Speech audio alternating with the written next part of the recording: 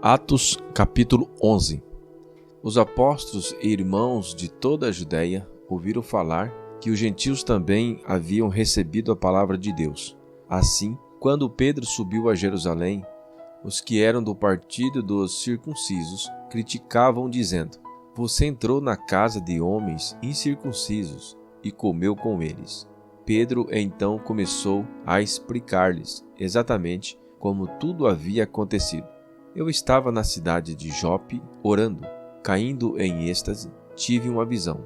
Vi algo parecido com um grande lençol, sendo baixado do céu, preso pelas 4 pontas, e que vinha até o lugar onde eu estava. Olhei para dentro dele e notei que havia ali quadrúpedes da terra, animais selvagens, répteis e aves do céu.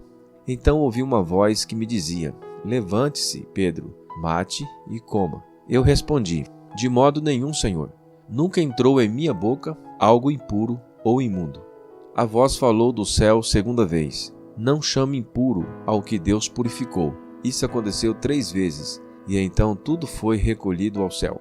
Na mesma hora chegaram à casa em que eu estava hospedado 3 homens que me haviam sido enviados de Cesareia. O Espírito me disse que não hesitasse em ir com eles. Estes 6 irmãos também foram comigo. E entramos na casa de um certo homem. Ele nos contou como um anjo lhe tinha aparecido em sua casa e dissera: Mande buscar em Jope a Simão, chamado Pedro. Ele lhes trará uma mensagem por meio da qual serão salvos vocês e todos os da sua casa. Quando comecei a falar, o Espírito Santo desceu sobre eles como sobre nós no princípio. Então me lembrei do que o Senhor tinha dito: João batizou com água, mas vocês serão batizados com o Espírito Santo. Se, pois, Deus lhes deu o mesmo dom que nos dera quando cremos no Senhor Jesus Cristo, quem era eu para pensar em opor-me a Deus? Ouvindo isso, não apresentaram mais objeções e louvaram a Deus, dizendo: Então Deus concedeu arrependimento para a vida até mesmo aos gentios. Os que tinham sido dispersos por causa da perseguição desencadeada com a morte de Estevão chegaram até a Fenícia, Chipre e Antioquia, anunciando a mensagem apenas aos judeus. Alguns deles, todavia, cipriotas e sirineus, foram a Antioquia e começaram a falar também aos gregos, contando-lhes as boas novas a respeito do Senhor Jesus. A mão do Senhor estava com eles, e muitos creram e se converteram ao Senhor. Notícia desse fato chegaram aos ouvidos da igreja em Jerusalém, e eles enviaram Barnabé a Antioquia. Este, ali chegando e vendo a graça de Deus, ficou alegre e os animou a permanecerem fiéis ao Senhor de todo o coração. Ele era um homem bom, cheio do Espírito Santo e de fé, e muitas pessoas foram acrescentadas ao Senhor.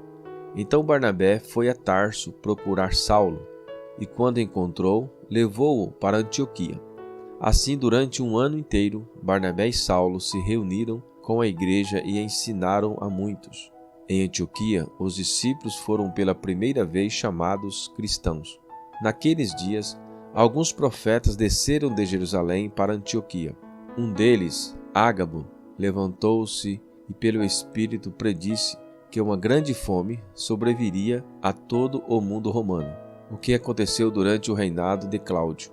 Os discípulos, cada um segundo suas possibilidades, decidiram providenciar ajuda para os irmãos que viviam na Judéia, e o fizeram, enviando suas ofertas aos presbíteros pelas mãos de Barnabé e Saulo.